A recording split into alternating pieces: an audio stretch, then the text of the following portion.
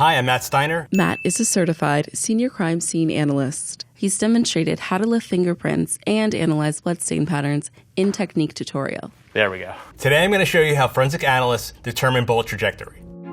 In this episode, we'll learn the methods experts use to investigate a shooting scene, increasing the complexity with each step. Firearms are used at many crime scenes, so to analyze the evidence that's left behind is very important. Before we can start plotting a bullet's trajectory, we need to know something about ballistics. Ballistics is the analysis of a projectile in motion. Forensic ballistics focuses on firearms-related projectiles. There's internal ballistics, external ballistics, and terminal ballistics. Internal ballistics is what happens inside that gun. External ballistics is what happens to that bullet once it leaves the muzzle of that weapon. And finally, terminal ballistics is what happens when that bullet strikes that target. Understanding these three categories, it's important because they're all related. That bullet that comes from the gun takes a path and then goes into a surface. When we go and testify in front of a jury, we have to educate them. They don't know the difference between a cartridge, a casing, and a bullet, and there are three different things. So what we have here are unfired cartridges. These would go inside of a weapon, and then when they are fired, they are separated into different components. So now we're looking at shell casings. After we fire that cartridge, this is either going to remain inside the weapon or be ejected out of the weapon. When that cartridge casing is fired, the bullet is going to come out of the barrel of the weapon. This bullet is in pretty pristine condition. I believe this one was fired into a tank of water and recovered, so we don't see a lot of deformation on it, but I do see the rifling on that bullet, so I know it was fired from a weapon. As these bullets strike different targets, they're going to deform in different ways. They flatten out, they hit an object at an angle and are dented, or they pass through something soft, like this bullet and that bullet, and then sometimes when these bullets hit surfaces, they will fragment. When we're at a crime scene, tasked to determine if we have ballistic trajectories or if we have ballistic damage there, the presence of a bullet, especially a bullet that's been damaged, could help us in figuring out whether that damage was created by a bullet or from some other means. Next up, we're going to show how these bullets show up at a crime scene. Now that we've seen cartridges, casings, and bullets, let's see how they affect our crime scene. So when we encounter ballistic damage at a crime scene, we want to first figure out if we have a hole, what is the entrance and what is the exit? So if we look around the perimeter of our entrance, we see a dark substance. This is what's called bullet wipe. As that bullet travels down a barrel, we have burnt gunshot residue and residue inside the barrel that's being picked up on the bullet as it travels from the muzzle of the weapon. And as it passes through our surface, it wipes that residue off. So if I had a bullet that enters on this side, exits on that side, re-enters another surface and re-exits, I could tell which side it entered first because it doesn't have any more residue to wipe off. With the exit, we could see here that the fibers of the wood are going in the direction of the bullet. Plywood's a little different than solid wood would be, but with this or with metal, we would see that substrate pushed in the direction of the exit. Where on the entrance side, we would see it pushed in. So when I look at this bullet hole entry, I could tell its directionality. Understanding directionality is one of the keys to figuring out what happened and how it happened. What I see is the parabolic shape of the bullet as it first comes in contact with the surface. And I know it's traveling from left to right because of that U shape. Another clue to directionality for us by looking at this is on this bullet hole where the bullet doesn't actually penetrate the surface but glances along it. You could first tell directionality by first looking at that U shape, that parabolic shape. And then what we also notice is that the shape is very symmetrical on the front of it. But as it's traveling from left to right, it becomes asymmetrical. So that bullet is being deformed as it's moving along the surface, creating this asymmetrical damage. We just talked about directionality as it relates to entrances and exits. Now we're going to add a layer of complexity to it.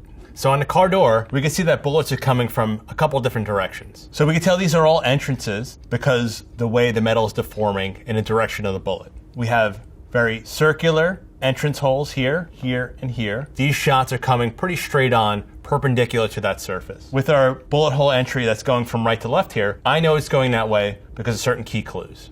What I'm looking at is the point that the bullet strikes the surface first and creates a shoulder that goes into the car door. So another key to directionality on this first bullet hole entry is that we have an area of preserved paint right at the edge here.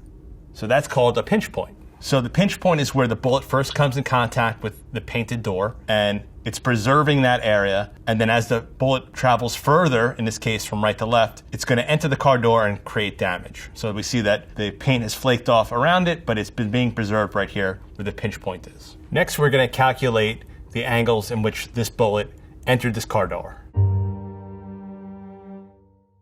At a crime scene, we measure out the specific location of each bullet hole entry and ballistic impact mark, fixing it to the world.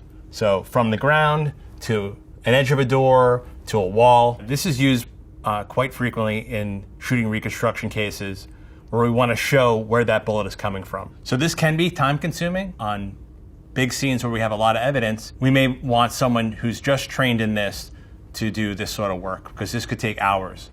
First, we're going to calculate the vertical angle. We use an anklometer or digital anklometer to get this measurement. So right now, we have a measurement of 10 degrees downward. Next, we're going to calculate the azimuth angle. That's the left to right or the right to left angle. So what we want to do is place our 0 point of 90 degrees. There's a line there, lining up exactly where that bullet strikes the surface first. I'm going to have Jonathan come in and give me a hand with this. Next, we're going to take a plumb bob, and on the interior side of that angle, we're going to drop it and hold it alongside our zero-base protractor. Our line is striking the zero-base protractor at somewhere around 23 degrees. We would document this as traveling from right to left 23 degrees. Now we're going to attach a laser to the end of our trajectory rod to visualize its trajectory. This is used quite frequently in shooting reconstruction cases where we want to show where that bullet is coming from. So in order to see this and document it through photography, we're going to have to dim the lights. So I'm spraying along the line. If I was photographing it, I would do a long exposure, so this would be captured over time. Another method to show this trajectory line would be to reflect light back towards the camera by reflecting it off a white card. And over time, if I did a long exposure, I could show that line. So if I had this as evidence at a crime scene, our bullet hole entries, we'd put a trajectory rod in for each one. The more ballistic damage we have, the more work it's going to be. If I had a case, let's say, where a bullet came through a window and struck a wall but didn't enter the wall, I could do trajectory with that with string. I'd attach one end of the string to the damage on the wall and then bring that string and run it through the hole in a window. And that also would give us the area where that bullet came from. The advantage of string is that it's easy to photograph during daylight, where the laser, we'd have to make the area dark, and then that's not possible when the sun is out. We just finished with lasers. Our next step is to use the 3D laser scanner. So we're going to be using the Leica RTC 360 to capture our crime scene. So the laser scanner and with the Leica software, not only can we get very precise measurements, we can also get those same angles that we calculated with the trajectory rod. So we're going to set up our laser scanner in 2 different positions and scan this scene. After we scan the scene, we're then going to import that data into software so we could visualize our point cloud. So now that we have our 2 scans, we've imported it into our Leica software. Anything that's in the view of the scanner is going to be captured. So you could see us offset here. Here's me. So the RTC 360 could take about 2 million measurements per second. So as it spins a full 360, all these measurements will look like one large point cloud. The beauty of laser scanning is that unlike a static image, we can move it around, we could view it from different angles, we could see these trajectory rods that we have in place, and we can get novel views of the scene that we couldn't get with traditional video or photography. And one of the great things about laser scanning is that it's objective. Any other type of measurements that we take at a crime scene, I'm choosing to measure from 2 points or 3 points to this evidence. With the Leica scanner, anything that's in its field of view, it's documenting it. So we may not know that something over here is valuable and we don't collect it, we don't photograph it, and we miss it. But later on, as our investigation proceeds, we find out, oh, this was really important. At least it's captured with the laser scanner. What also we could show with this is our cone of tolerance. So with trajectory analysis, there's a built-in plus or minus 5 degrees of error. With this software, I can show that error. So I've created a line from 2 points on that rod, and now I could take that line and extend it out into space. And sometimes in real crime scenes, this becomes very important. I had a reconstruction that we did where a bullet went through the 13th floor window of a business and then wanted to see where that bullet came from. So we scanned inside of the business and in several blocks around it on the street, and we're able to trace that trajectory about 800 feet away, 2 blocks away from the location. So today we talked about the basics of ballistic analysis. These skills are built over time, taking hundreds of hours of courses, more scenes, more experience, the better you get at it. Hopefully our viewers have a better understanding of shooting reconstruction, as well as the physics, math, and science behind it. I find bullet trajectory fascinating, and I hope you do.